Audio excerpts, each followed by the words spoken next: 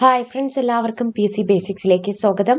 ഇന്നത്തെ ക്ലാസ്സിൽ നമ്മൾ നോക്കാൻ പോകുന്നത് LDC മെയിൻസിലെ ഏറ്റവും പ്രധാനപ്പെട്ട 5 മാർക്ക് ഉറപ്പിക്കാവുന്ന സുപ്രധാന നിയമങ്ങളിലെ സുപ്രധാനപ്പെട്ട 25 ക്വസ്റ്റ്യൻസ് ആണ്. 25 ക്വസ്റ്റ്യൻസ് റിവിഷൻ ടെസ്റ്റ് പോലെ നോക്കുക. നിങ്ങൾക്ക് എത്ര മാർക്ക് കിട്ടി എന്നുള്ളത് കമൻറ്റ് ചെയ്യുക. ഈ ഒരു രീതിയിലുള്ള ടെസ്റ്റ് നിങ്ങൾക്ക് ആവശ്യമുണ്ടെങ്കിൽ തീർച്ചയായിട്ടും നിങ്ങൾ കമൻറ്റ് ചെയ്യുക. അതുപോലെ നിങ്ങളുടെ സജഷൻസ് വെക്കുക. ഓക്കെ, അപ്പം നമുക്ക് നമ്മുടെ ക്ലാസ്സിലേക്ക് കടക്കാം. ഫസ്റ്റ് ക്വസ്റ്റ്യൻ ഇതാണ്. സബ്സ്ക്രൈബ് ചെയ്യാത്തവരുടെങ്കിൽ സബ്സ്ക്രൈബ് ചെയ്യാനായിട്ട് മറക്കണ്ട. അതുപോലെ നമ്മുടെ ടെലഗ്രാം ചാനലിനെയും PSC ബേസിക്സ് എന്നാണ് സെർച്ച് ചെയ്താൽ നിങ്ങൾക്ക് ടെലഗ്രാം ചാനലിൽ ജോയിൻ ചെയ്യാവുന്നതാണ്. ഓക്കെ, അപ്പോൾ നമുക്ക് സ്റ്റാർട്ട് ചെയ്യാം. സ്ത്രീകൾക്കെതിരായ വിവേചനം അവസാനിപ്പിക്കുന്നതിനും അവരുടെ ഉന്നമനത്തിനുമായി സ്ത്രീ വിവേചന ഉന്മൂലന ഉടമ്പടി ഐക്യരാഷ്ട്രസഭ അംഗീകരിച്ചത് എന്നാണ്. സ്ത്രീകൾക്കെതിരായ വിവേചനം അവസാനിപ്പിക്കാൻ ഐക്യരാഷ്ട്രസഭ ഒരു ഉന്മൂലന ഉടമ്പടി അംഗീകരിച്ചതെന്ന് ആൻസർ ഓപ്ഷൻ എ ആണ്. 1979 നെക്സ്റ്റ് ക്വസ്റ്റ്യൻ.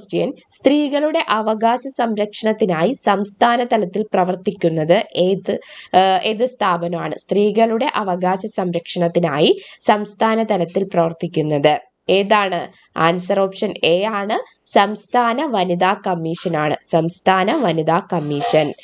വിദ്യാഭ്യാസ അവകാശ നിയമം പാർലമെന്റ് പാസാക്കിയതെന്ന്? വിദ്യാഭ്യാസ അവകാശ നിയമം പാർലമെന്റ് പാസാക്കിയ വർഷം 2009.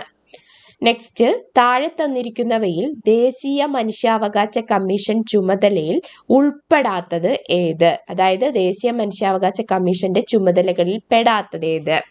1. ജയിലുകളും മറ്റും സന്ദർശിച്ച അന്തേവാസികളുടെ ജീവിത സൗകര്യം പഠിച്ച് ശുപാർശകൾ നൽകുക. മനുഷ്യാവകാശ സംരക്ഷണത്തിന് ഫലപ്രദമായ നിർദ്ദേശങ്ങൾ നൽകുക. മനുഷ്യാവകാശ രംഗത്ത് പ്രവർത്തിക്കുന്ന സന്നദ്ധ സംഘടനകളെ പരിപോഷിപ്പിക്കുക. മൗലിക സ്വാതന്ത്ര്യം എല്ലാവർക്കും ഉറപ്പാക്കുക. അപ്പൊ ഇതിനകത്ത് ഏതാണ് അല്ലാത്തത് ഓപ്ഷൻ ഡി ആണ്. മൗലിക സ്വാതന്ത്ര്യം എല്ലാവർക്കും ഉറപ്പാക്കുക എന്നുള്ളത്. നെക്സ്റ്റ്, താഴെ തന്നിരിക്കുന്നവയിൽ പട്ടാള ഭരണം നിലനിൽക്കുന്ന രാജ്യം ഏത്? പട്ടാള ഭരണം നിലനിൽക്കുന്ന രാജ്യം ഏതാണ്? ആൻസർ ഓപ്ഷൻ ബി ആണ്. മ്യാൻമാറില്. കേരള സംസ്ഥാന ബാലാവകാശ കമ്മീഷൻ പ്രവർത്തനം ആരംഭിച്ചതെന്ന്? കേരള സംസ്ഥാന ബാലാവകാശ കമ്മീഷൻ പ്രവർത്തനം ആരംഭിച്ചത് 2013. കുട്ടികൾക്ക് നേരെയുള്ള ക്രൂരമായ ലൈംഗിക അതിക്രമങ്ങൾക്ക് വധശിക്ഷ നൽകത്തക്ക വിധം പോക്സോ നിയമം ഭേദഗതി ചെയ്ത വർഷം? പോക്സോ നിയമം ഭേദഗതി ചെയ്ത വർഷമാണ് ചോദിച്ചിരിക്കുന്നത്. Answer option 2019. എന്നാൽ പോക്സോ നിയമം നിലവിൽ വന്നത് ചോദിക്കുകയാണെങ്കിൽ 2012 ആയിരിക്കും answer. Next question. Child line toll free number എത്ര? Child line toll free number എത്ര? ആൻസർ ഓപ്ഷൻ എ ആണ്. 1098 ആണ്. 1098 ആണ് child line toll free number. ജോലി സ്ഥലങ്ങളിലെ ലൈംഗിക അതിക്രമങ്ങൾ തടയുന്നതിന് വേണ്ടി നിയമനിർമ്മാണം നടത്താൻ ആസ്പദമായ കേസ് ഏത്? ജോലി സ്ഥലങ്ങളിലെ ലൈംഗിക അതിക്രമങ്ങൾ തടയുന്നതിന് വേണ്ടി നിയമനിർമ്മാണം നടത്താൻ ആസ്പദമായ കേസ് ഓപ്ഷൻ എ വിശാഖ കേസാണ്. വിശാഖ കേസ്. നെക്സ്റ്റ്, നിലവിൽ ചീഫ് ഇൻഫർമേഷൻ കമ്മീഷണർ ഓഫ് ഇന്ത്യയുടെ ശമ്പളം എത്ര? ചീഫ് ഇൻഫർമേഷൻ കമ്മീഷണറുടെ ശമ്പളം എത്രയാണ്? ആൻസർ ഓപ്ഷൻ എ ആണ്. 2,50,000 രൂപയാണ്. 2,50,000 രൂപ. മുത്തലാഖ് നിയമം മുൻകാല പ്രാബല്യത്തോടെ നിലവിൽ വന്നതെന്ന്? മുത്തലാഖ് നിയമം മുൻകാല പ്രാബല്യത്തോടെ നിലവിൽ വന്നതെന്ന്? 2018 സെപ്റ്റംബർ 19. 2018 സെപ്റ്റംബർ 19. സ്ത്രീധന നിരോധന നിയമത്തിന് രാഷ്ട്രപതിയുടെ അനുമതി ലഭിച്ച വർഷം? സ്ത്രീധന നിരോധന നിയമത്തിന് രാഷ്ട്രപതിയുടെ അനുമതി ലഭിച്ച വർഷം 1961 മെയ് 20-നാണ്. 1961 മെയ് 20. താഴെ തന്നിരിക്കുന്നവയിൽ സ്ത്രീധനവുമായി ബന്ധപ്പെട്ട തെറ്റായ പ്രസ്താവന ഏത്? ഒന്നാമത്തത്, ഇന്ത്യൻ പാർലമെന്റ് ആദ്യമായി ജോയിന്റ് സിറ്റിംഗ് നടപ്പിലാക്കിയത് സ്ത്രീധന നിരോധന നിയമം പാസാക്കാനായിട്ടാണ്. 2, സ്ത്രീധനം ആവശ്യപ്പെടുന്നതിനുള്ള ശിക്ഷ 6 മാസം മുതൽ 2 വർഷം വരെ തടവും 10,000 രൂപ പിഴയാണ്. സ്ത്രീധനം നൽകുകയോ വാങ്ങുകയോ ചെയ്താലുള്ള ശിക്ഷ 5 വർഷത്തിൽ കുറയാത്ത തടവും 15,000 രൂപ സ്ത്രീധനത്തിന് മൊത്തം മൂല്യമോ മൂല്യമോ അല്ലെങ്കിൽ പിഴയും ആയിരിക്കും. മൊത്തത്തിന്റെ മൂല്യത്തിന്റെ അതോ പിഴയോ ആയിരിക്കും. ഇതിൽ അടുത്ത ലാസ്റ്റ് ഓപ്ഷൻ ഇവയെല്ലാം തെറ്റാണ്. അപ്പൊ തന്നിരിക്കുന്ന ഓപ്ഷനിൽ തെറ്റായിട്ടുള്ള ഏതാണ്? തെറ്റായിട്ടുള്ളത് ഇവയെല്ലാം തെറ്റാണ് എന്നുള്ള പ്രസ്താവനയാണ്. കാരണം ബാക്കിയുള്ള 3 ഓപ്ഷൻസും ശരിയായിട്ടുള്ള ഓപ്ഷൻസ് ആണ്.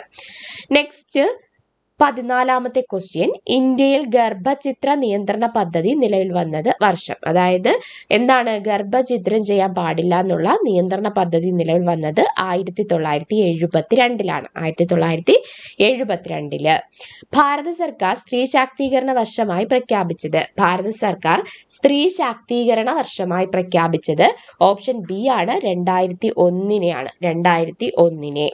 കേരള വനിതാ കമ്മീഷന്റെ ആസ്ഥാനം സ്ഥിതി ചെയ്യുന്നത് എവിടെ? കേരള വനിതാ കമ്മീഷന്റെ ആസ്ഥാനം സ്ഥിതി ചെയ്യുന്നത് എവിടെ? ആൻസർ ഓപ്ഷൻ ബി സി ആണ്, തിരുവനന്തപുരത്താണ് കേരള വനിതാ കമ്മീഷന്റെ ആസ്ഥാനം. താഴെ തന്നിരിക്കുന്നവയിൽ ദേശീയ വനിതാ കമ്മീഷനുമായി ബന്ധപ്പെട്ട ശരിയായ പ്രസ്താവന ഏത്? ശരിയായ പ്രസ്താവനയാണ് എടുക്കേണ്ടത്. ദേശീയ വനിതാ കമ്മീഷൻ നിയമം നിലവിൽ വന്നത് 1990.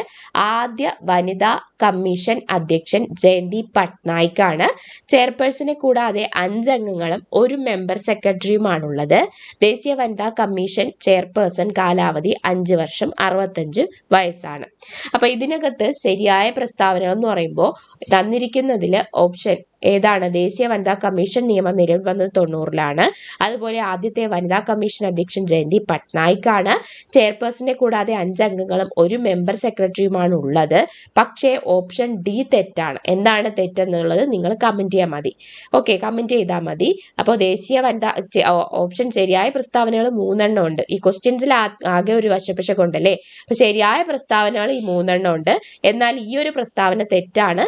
ഈ തെറ്റായ പ്രസ്താവനയിൽ എന്താണ് തെറ്റായിട്ടുള്ളതെന്ന് നിങ്ങൾ കമന്റ് ചെയ്യാനായിട്ട് മറക്കണ്ട. ഓക്കെ, നെക്സ്റ്റ് ക്വസ്റ്റ്യൻ, ദേശീയ ന്യൂനപക്ഷ കമ്മീഷൻ രൂപീകരിക്കുമ്പോൾ ഉൾപ്പെടുത്തിയ മതങ്ങളുടെ എണ്ണം എത്ര? മൊത്തം എത്ര മതങ്ങളെയാണ് ദേശീയ ന്യൂനപക്ഷ കമ്മീഷൻ രൂപീകരിക്കുമ്പോൾ ഉൾപ്പെടുത്തിയ മതങ്ങൾ എത്രയാണ്?